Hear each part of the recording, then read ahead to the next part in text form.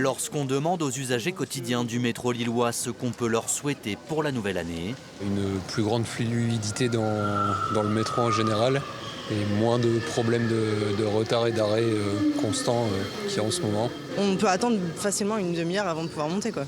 Et si on prend à la station d'après, c'est encore pire. Parce que du coup, tout le monde est bourré dedans, on se pousse tous les uns les autres.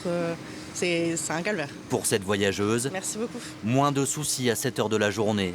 Mais les désagréments se sont accumulés ces derniers mois, notamment sur la ligne 1. Sur ses panneaux d'affichage, Ilevia s'en excuse.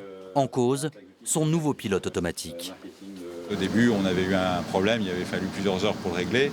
Ça peut passer à quelques minutes. On sait bien que la mise en place de ce pilote occasionnait un peu une dégradation de l'offre. Mais même aujourd'hui, vous voyez, aujourd'hui, à l'heure où je vous parle, on tourne à 1 minute 20 sur la ligne 1. Ce pilote automatique, présenté comme le plus performant au monde, est obligatoire avant le doublement des rames du métro 1 prévu l'année prochaine. Conçu par Alstom, ce logiciel doit encore être corrigé avant une utilisation optimale. C'est un vrai défi technologique que de mettre en place ce nouveau pilote automatique avec, de manière inhérente à ce défi technologique, des problématiques, des dysfonctionnements qu'on découvre au fil du temps.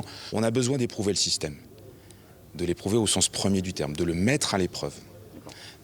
Ce faisant, on a aussi mis à l'épreuve les usagers. On en est évidemment totalement désolé. Il fallait entièrement renouveler le système tout en conservant le système en place, le pilotage automatique actuel, donc une difficulté nouvelle.